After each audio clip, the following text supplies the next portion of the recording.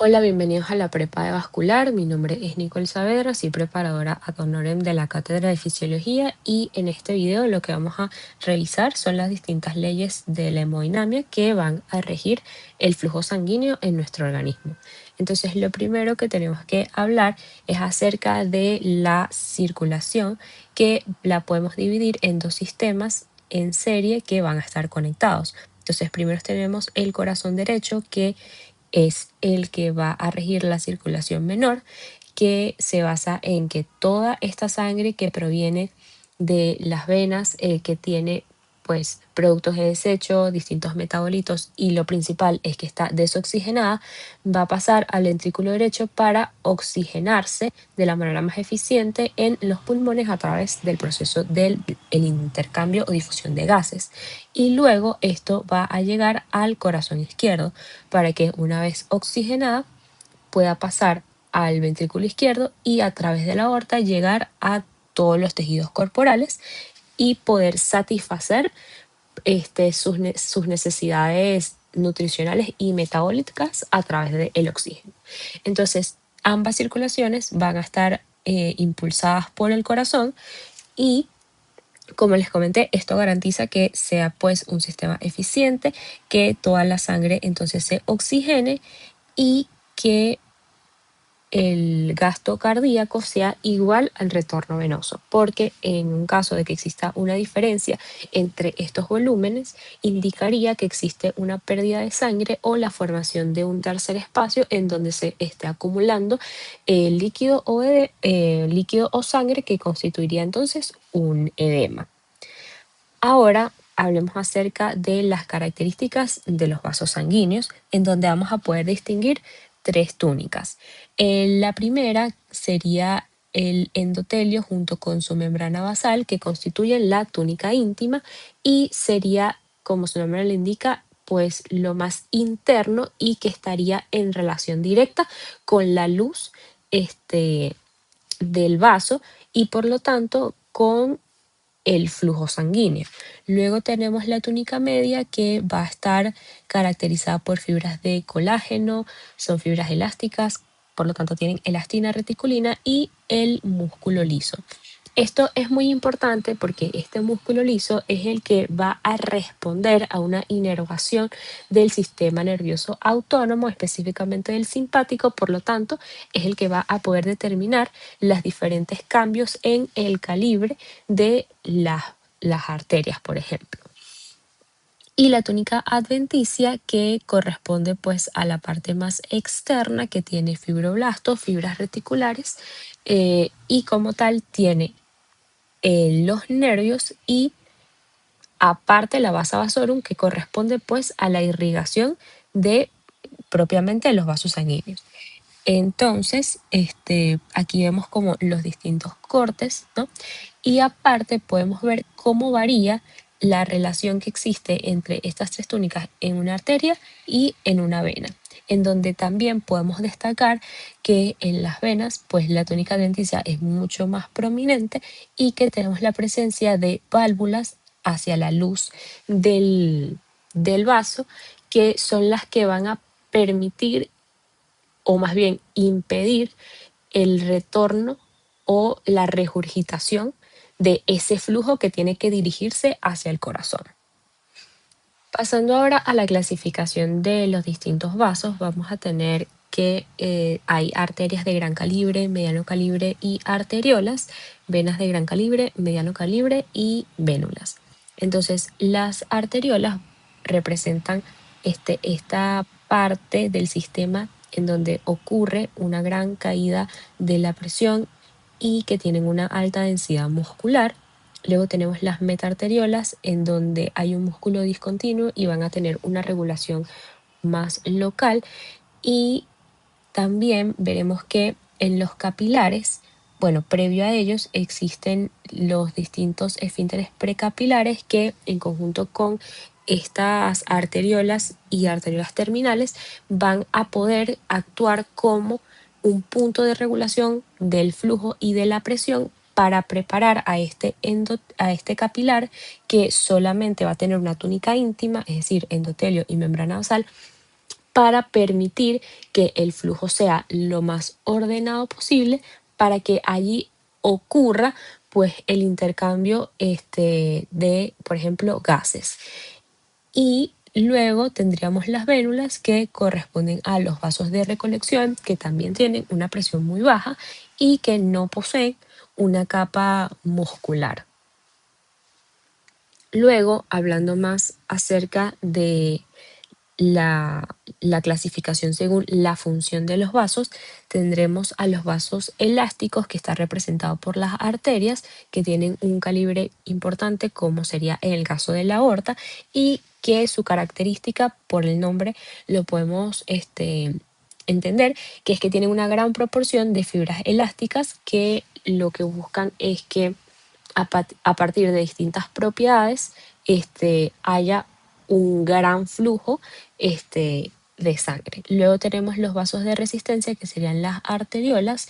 Ellas tienen un menor diámetro, evidentemente, pero en este punto se pierde o va a disminuir muy importantemente las fibras elásticas para que predominen las fibras de músculo liso, y esto va a hacer que actúen como una llave de paso que amortigüe las presiones para preparar, como había comentado, a los capilares con respecto a el flujo que van a recibir. En este caso serían pues los vasos más pequeños, en donde va a ocurrir el intercambio, y por lo tanto solo tienen una túnica íntima, y es lo que los va a hacer los idóneos para que pueda ocurrir este proceso de difusión. Y luego tenemos a las venas y vénulas, que serían los vasos de capacitancia. Ellos van a ser muy distensibles, ya vamos a entender qué es eso, y por lo tanto ellos van a permitir un, un gran volumen de sangre con pocos cambios de presión. Entonces van a actuar como reservorios de toda esta sangre. En cuanto a los vasos elásticos, en donde uno de los grandes protagonistas serían las arterias, veremos que la aorta y las arterias de gran calibre tienen una alta densidad en su tejido elástico, que corresponde entonces a la elastina y el colágeno, que les va a dar tres propiedades importantes. La primera sería la distensibilidad, en donde ellas van a poder deformarse sin generar tensión, pero esto no significa que van a poder volver a su forma original. O sea, la distensibilidad es básicamente que el objeto se puede deformar sin generar tensión. Por eso es que el ejemplo que tenemos es la plastilina. Esto supongo yo que ya lo vieron un poco en la parte de fisiología del sistema respiratorio, pero también lo tenemos que ver acá porque es una de las propiedades de las arterias. Y la distensibilidad va a variar según la temperatura, si estamos hablando del sistema arterial o venoso, por ejemplo, de la aorta o de la cava, y de la edad del paciente. Lo otro sería la elasticidad, en donde acá el objeto elástico sí es capaz de regresar a su forma original una vez se retira la fuerza que lo está deformando, y por eso es que nuestro ejemplo es un resorte.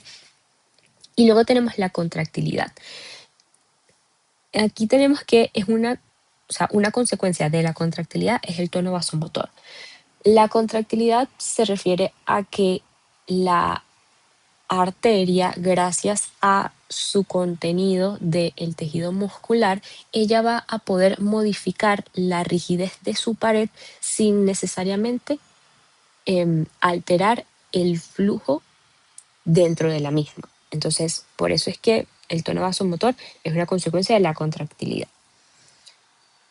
Profundizando más en el tema de la distensibilidad, tenemos estos tres ejemplos. Entonces, en el primer ejemplo vamos a tener un tubo que es rígido y cerrado, y cuando se le agrega un volumen, este no va a poder cambiar su tamaño, y por lo tanto el volumen dentro de este tubo va a ser limitado. Pero en el caso B tenemos una distensibilidad infinita, en donde independientemente del volumen que se le aplique, su presión siempre va a ser cero. Y el caso 3, donde tenemos una distensibilidad limitada, es la que corresponde al caso de las arterias, en donde sus componentes elásticos van a generar cambios limitados de presión ante el incremento de volumen. Y justamente esta presión que se está generando es la que vamos a denominar presión hidrostática y que va a determinar la presión arterial. La elasticidad va a estar determinada por la ley de Hooke, en donde podemos entenderla a través de este resorte. Este resorte tiene una distancia basal, o sea, en reposo tiene esta forma, pero al nosotros aplicar una fuerza vamos a poder deformarlo y entonces aumentar o alargar este resorte. Y justamente esta deformación que estamos produciendo va a ser directamente proporcional a la fuerza que le estamos aplicando. Entonces, llevado este ejemplo hacia el tema del sistema arterial, veremos que las arterias de gran calibre, al ser elásticas, van a poder deformarse cuando exista un aumento de volumen dentro de sus paredes. Entonces, ocurre esta distensión, pero cuando el volumen disminuye, las paredes van a retraerse, garantizando que el flujo sea continuo. Entonces, la ley de Hooke lo que dice es que la distancia de estiramiento de un cuerpo elástico es directamente proporcional a la fuerza de retracción del mismo. Entonces, toda la fuerza que ejerzamos sobre el vaso es la misma que va a permitir que regrese a su forma original. O sea, es esa capacidad que tiene de, a pesar de deformarse, regresar a su forma original.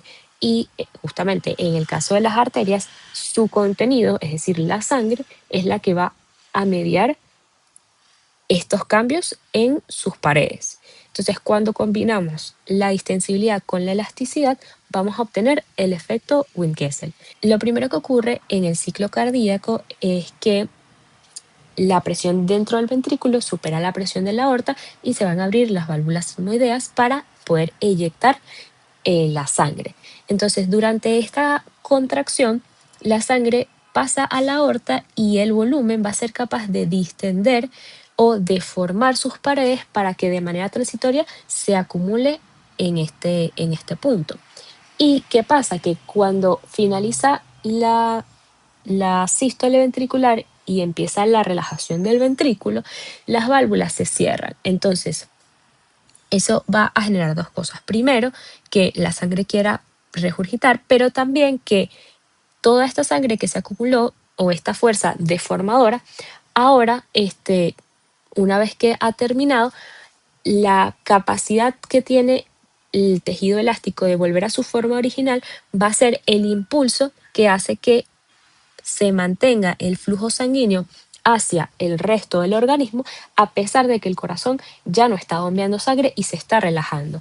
Entonces es lo que vemos en esta foto, donde hay un almacenamiento de la sangre, a pesar de que sigue el flujo, y cuando se detiene el bombeo del mismo, ahora las paredes vuelven a su estado original y justamente este cambio en el calibre de más grande a más pequeño hace que siga fluyendo la sangre, a pesar de que el corazón en ese periodo no la está bombeando. Ahora hablando acerca del pulso arterial, esta realmente es una perturbación que existe sobre la velocidad de flujo de la sangre. ¿A qué me refiero con esto?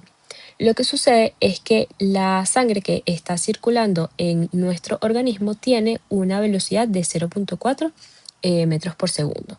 Y esto corresponde a un desplazamiento real de todo el material que está aquí, por ejemplo, los eritrocitos, las proteínas, etc.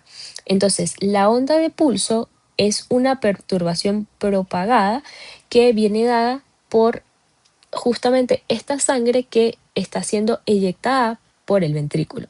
Entonces, como esta onda tiene una velocidad mayor a la sangre que está circulando de forma basal en la periferia, esta diferencia de velocidad vamos a ser capaces de palparla y de percibirla porque es una perturbación que se propaga en forma de onda y va a ser generada por la distensión de la pared de la aorta. Entonces, algo muy importante es que en, en el pulso no hay ningún transporte de materia, sino que lo que más bien vamos a poder determinar o que vamos a ser capaces de percibir es una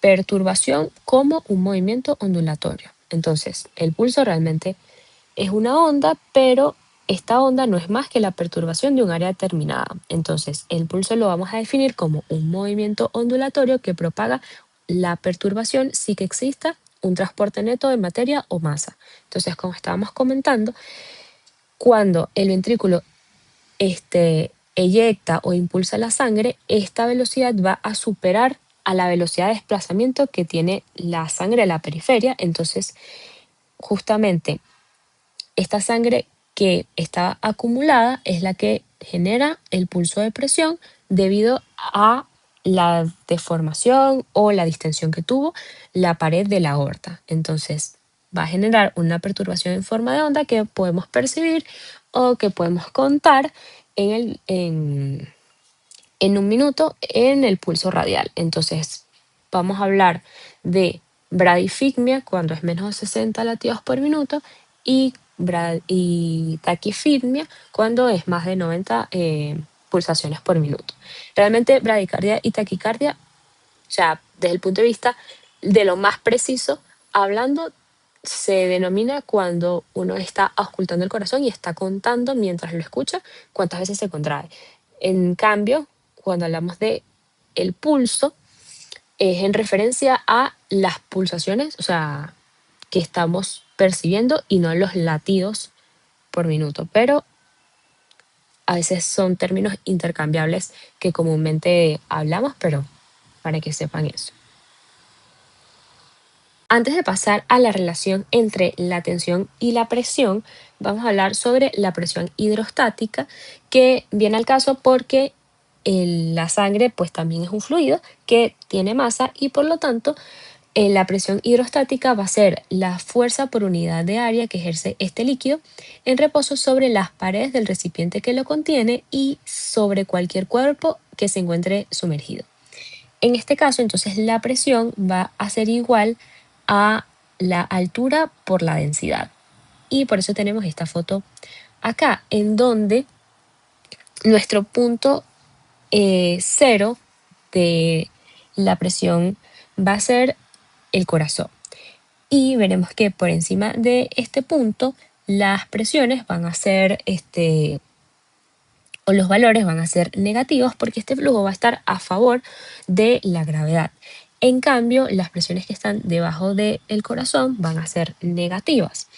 Entonces, vemos que por debajo de este plano tendremos que cada 40 centímetros aumenta en un 0,77 los milímetros de mercurio. O sea que existe un cambio de presión motivado por la altura en la que estamos hablando. Entonces, justamente los miembros, o más bien la sangre en los miembros inferiores, tiene que ser capaz de superar esta presión hidrostática. Y por eso también cuando nosotros medimos la presión arterial, buscamos que el miembro superior del paciente y donde coloquemos el manguito del tensiómetro esté a nivel del corazón, porque la altura va a ser uno de los factores determinantes de la presión. Y sobre la densidad, esta va a variar dependiendo si el paciente tiene una condición u otra. Porque la densidad viene dada por la viscosidad de la sangre. Si tenemos un paciente que está anémico y por lo tanto tiene menos masa eritrocitaria y menos hemoglobina, va a tener, digamos, una sangre más líquida. O sea, no es que está más líquida, simplemente que la proporción es diferente. En cambio, un paciente que esté deshidratado, la proporción también se va a modificar debido a que va a predominar todos estos elementos formes, van a estar mucho más concentrados y van a tener entonces una implicación en la presión hidrostática.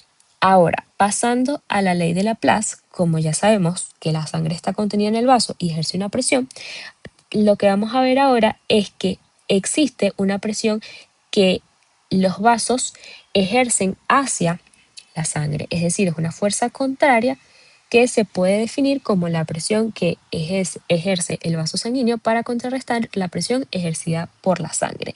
Y según Laplace, viene dada por la presión ejercida por el fluido por el radio entre el espesor de la pared.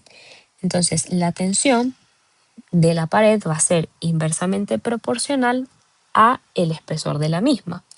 Y a mayor radio, entonces hay una mayor capacidad del vaso para soportar la presión hidrostática. Y esta es una característica en donde destacan las arterias más que los capilares. Entonces, a mayor espesor hay una menor tensión. Entonces, de todos estos elementos, el elemento más importante va a ser el radio del vaso, que, como habíamos comentado previamente, va a estar variando dependiendo si hay un proceso de vasoconstricción o vasodilatación, en donde entonces vamos a poder controlar el volumen interno del mismo. Aparte de eso, vamos a tener dos situaciones que son importantes, el aneurisma y la hipertensión arterial. En el caso del aneurisma, las paredes de la arteria van a perder sus propiedades elásticas. Entonces, este segmento de la arteria va a estar sometido a grandes presiones, pero no va a tener el suficiente espesor para contrarrestar dicho efecto. Entonces, cuando aumenta la presión hidrostática, al ver que no está siendo contrarrestada por un aumento de espesor del vaso, esto va a hacer que exista un riesgo de ruptura de dicho vaso, porque a menor espesor del vaso hay una mayor tensión y una mayor presión hidrostática. En cambio, en el caso de la hipertensión, debido a un desequilibrio neurohumoral, va a existir un aumento o sea, de manera compensatoria va a existir un aumento en la pared ventricular, o las paredes en general del corazón van a verse engrosadas. Eso significa que el corazón cada vez va a buscar bombear la sangre con más fuerza.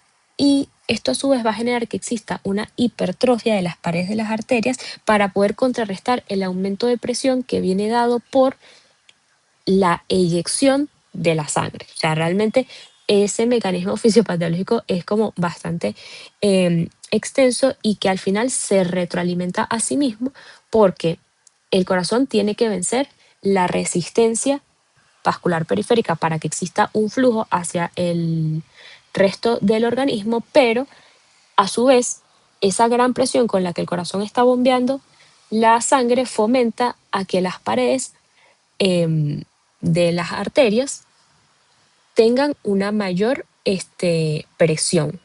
Con respecto a la presión arterial, esta parte de la medición de la misma, más allá de que ustedes entiendan paso por paso cómo se hace, que sí es importante, en el momento del examen muy probablemente lo que hagan es correlacionar los hallazgos que ustedes tienen con el proceso. Entonces, ¿qué significa? Que ok, ustedes tienen que saber que el brazalete se coloca 2 centímetros por encima del pliegue del codo, que no puede quedar muy apretado, pero que tampoco se puede mover y que además tienen que colocar el estetoscopio más abajo para ir escuchando y así poder determinar la presión arterial sistólica y la presión arterial diastólica. O sea, todo eso es importante, pero digamos que a la cátedra lo que más le interesa es la hemodinamia detrás de eso, o sea, cómo esto se relaciona con la fisiología vascular.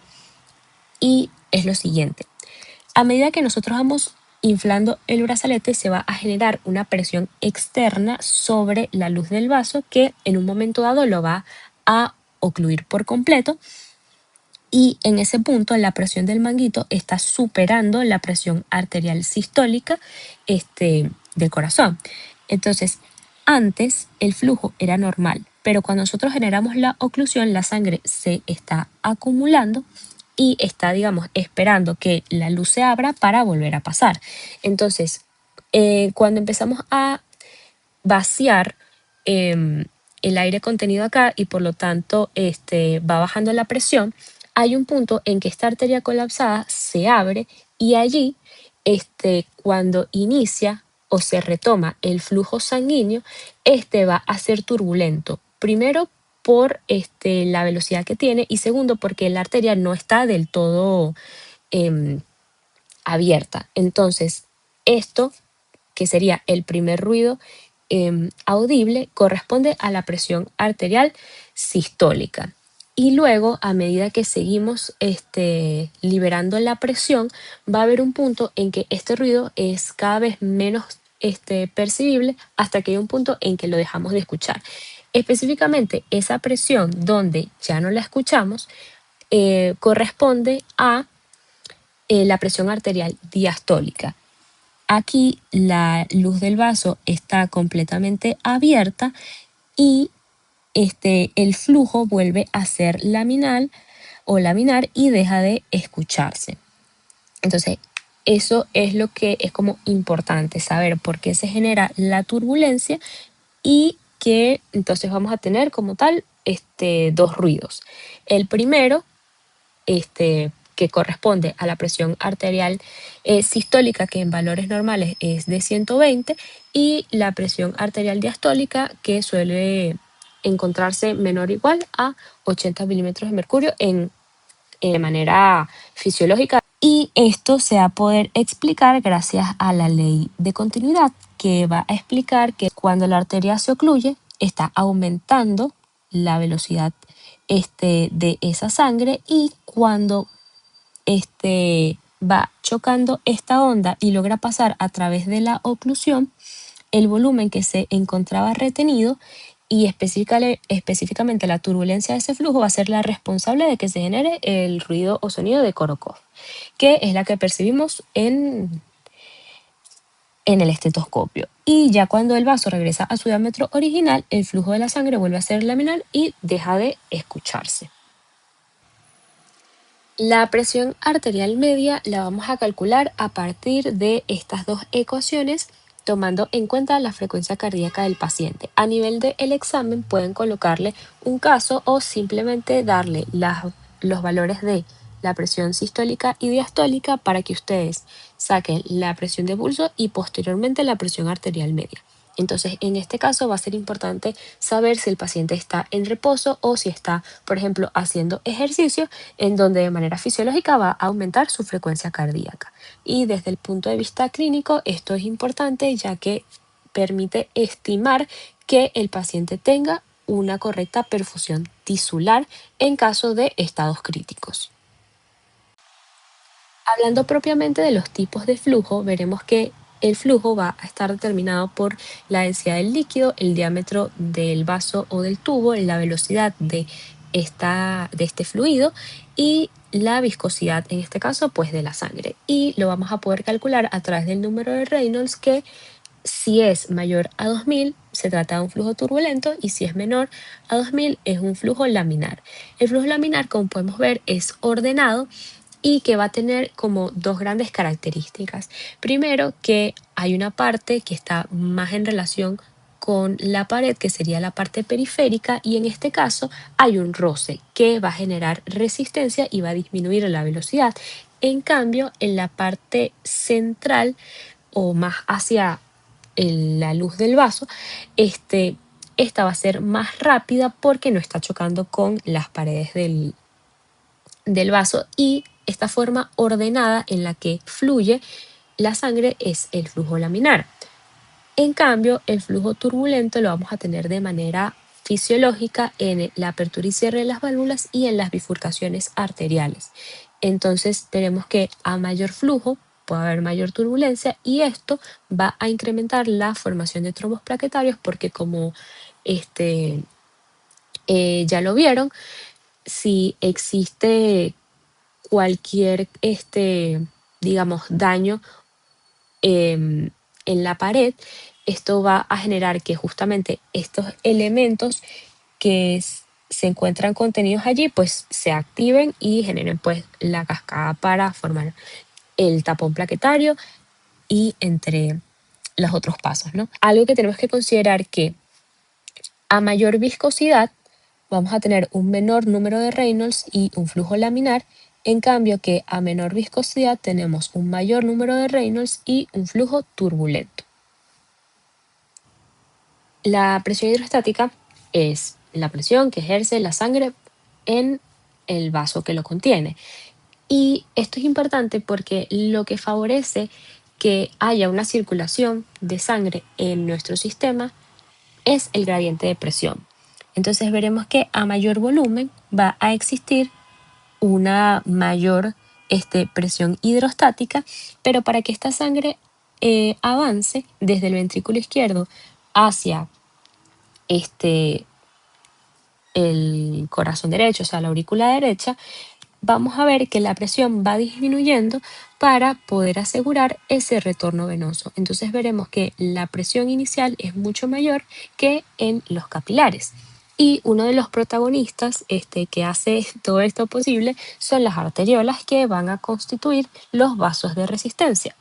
Estas, desde el punto de vista histológico, van a tener un mayor tejido muscular y un escaso o menor tejido elástico. Entonces, las arteriolas son ese punto de control importante en donde se amortigua la presión antes de que llegue a los capilares, y también va a ser la encargada de que disminuya la velocidad del flujo para que uno siempre sea laminar al momento de llegar a los capilares, y por lo tanto dos, pueda facilitar el intercambio a este mismo nivel.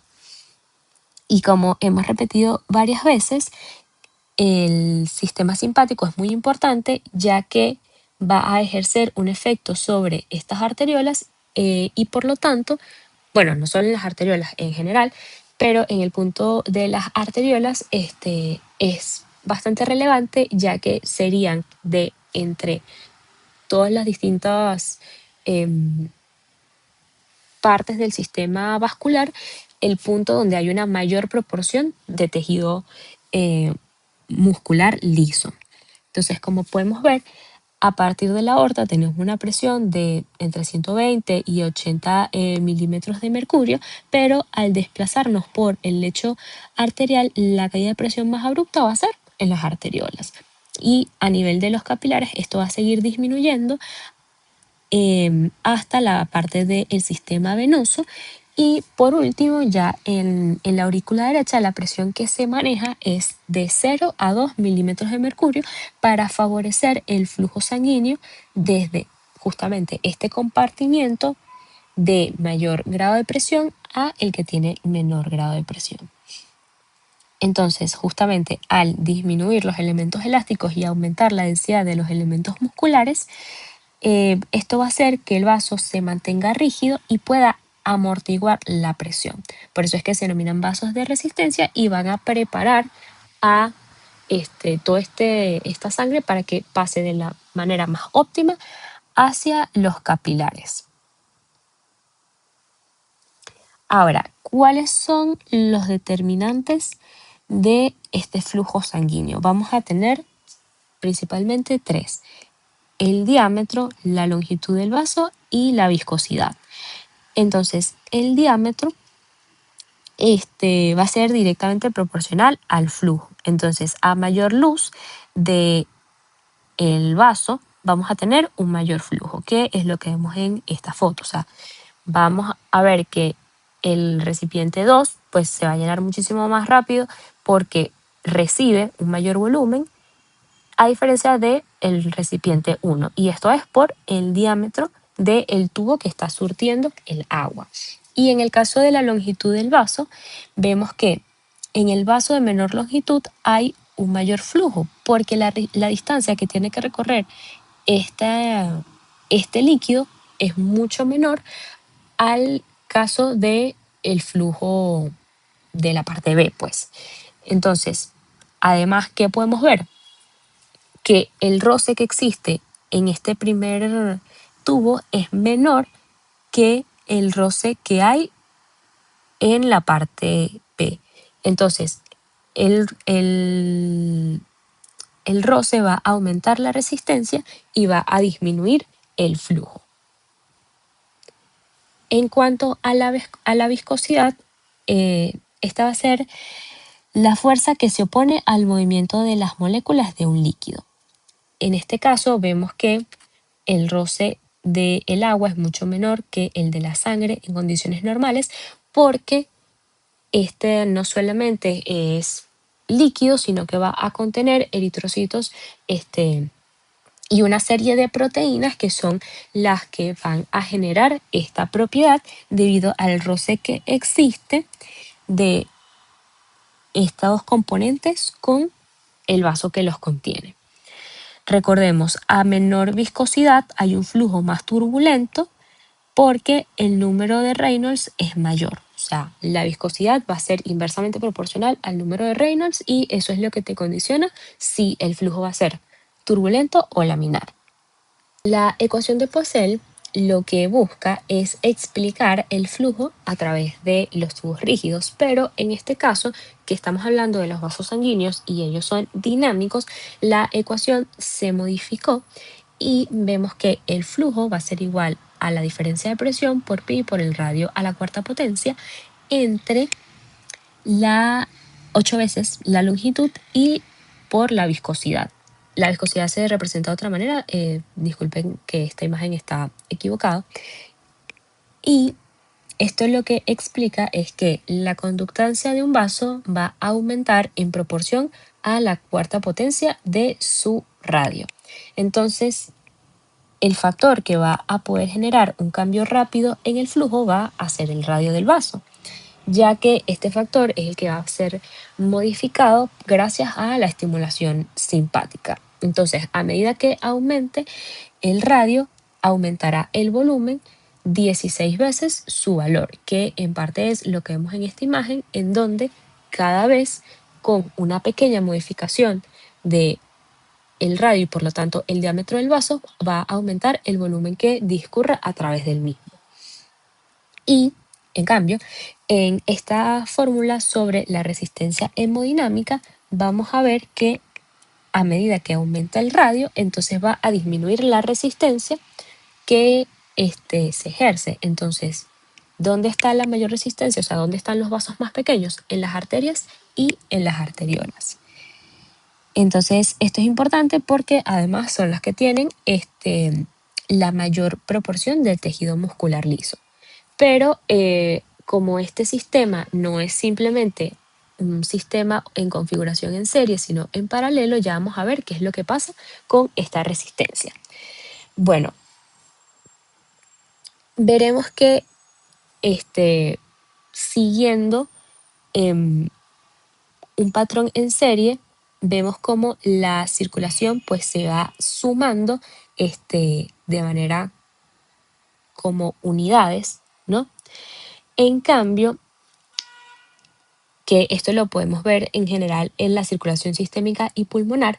En cambio, en el lecho capilar, que va a depender de cada órgano, la configuración va a ser en paralelo. Entonces, esto significa que la sangre va a fluir en cada órgano de manera particular, manteniendo la misma velocidad, pero el flujo va a aumentar y va a disminuir la dependencia según las necesidades metabólicas o según las demandas de dicho órgano. Y lo importante es que la resistencia va a ser inversamente proporcional al flujo y por lo tanto cuando tengamos mayor resistencia vamos a tener menor flujo y viceversa. Entonces, ¿qué ocurre? Que cuando nosotros hacemos esta suma, vemos que hay una gran resistencia, pero cuando sumamos la configuración en paralelo, vemos que la resistencia total disminuye drásticamente. Y esto viene dado de la siguiente manera. Nosotros no tenemos únicamente una arteriola o un capilar en todo el sistema, son muchísimos, a diferencia de la aorta que es una única arteria. Entonces, ¿qué sucede? Que cuando buscamos dónde existe la mayor área de sección transversal, esta área predomina en los capilares. Entonces, cuando nosotros realizamos esta sumatoria total, vemos que a pesar de que su diámetro o su radio es muy pequeño, al sumarlos de esta manera, vamos a tener que ocupan una gran parte del lecho y que por lo tanto tienen un mayor área de sección transversal, a diferencia de la aorta que es una sola. Entonces, esto es importante porque al final sí disminuye bastante la resistencia porque nuestro sistema cardiovascular es el resultado de la disposición diferente de los elementos que va a ser tanto en serie como en paralelo. La ley de continuidad, esta va a explicar la relación entre la velocidad del flujo y el área de sección transversal, que tienen una relación inversamente proporcional, lo que quiere decir que en los sitios donde el área de sección transversal es más pequeña, el flujo va a ser más rápido, y en los sitios donde el área de sección transversal es mayor, el flujo va a ser más lento. Entonces, esto lo podemos ver con este ejemplo en donde vamos a ver dos secciones diferentes de un mismo recipiente. Entonces, en ambos puntos tenemos que el flujo es igual. Entonces, para determinar la velocidad hay que dividir el flujo entre el área de sección transversal. Entonces vemos que en el punto X el flujo es igual a 12, pero su área de sección transversal es muy pequeña y esto nos da como resultado una mayor velocidad. En cambio, en este punto donde el área de sección transversal es mayor, a pesar de que tengamos el mismo flujo, la velocidad va a ser mucho menor porque son inversamente proporcionales. Entonces, ¿dónde tenemos el mayor área de sección transversal? En los capilares. Y allí justamente el flujo es más lento y todo esto se va correlacionando porque es el sitio anatómico donde, donde debe ocurrir el intercambio de oxígeno. Entonces, aparte de esto, también tenemos que recordar que dónde están los sitios de mayor turbulencia o velocidad en los estrechamientos que corresponde a las bifurcaciones o a los puntos donde tenemos válvulas, o en una arteria que tenga placas ateromatosas. Entonces, en estos ejemplos es donde vamos a tener una mayor velocidad del flujo por este estrechamiento. Además de esto, ya como para resumir, veremos que en rojo tenemos la presión, en verde la resistencia y en azul la velocidad. Entonces, en la circulación arterial mayor a nivel de la arteria, aorta y de estas arterias de gran calibre, vamos a tener unos componentes elásticos que son los que predominan y allí vamos a tener un flujo intermitente, pero vamos a tener una gran presión, una gran velocidad del flujo, pero un área de sección transversal más pequeña. Y a medida que este flujo pasa a través del resto del sistema circulatorio, las distintas propiedades de cada una de las estructuras va a modificar tanto la velocidad como la presión y la resistencia. Recordando que entonces en las arteriolas, gracias a sus elementos musculares, va a caer la presión y la velocidad, pero va a aumentar la resistencia, lo cual hace que a nivel de los capilares que tienen una gran sección transversal, se vea favorecido un flujo laminar ordenado a baja velocidad que va a permitir las condiciones óptimas para el intercambio. Y además vemos que la presión disminuye para poder favorecer que exista un gradiente de presión que impulse todo lo que sería el flujo sanguíneo. Bueno, muchas gracias por ver esta prepa. Estoy atenta a cualquier duda que les pueda surgir y espero que les haya funcionado mucho.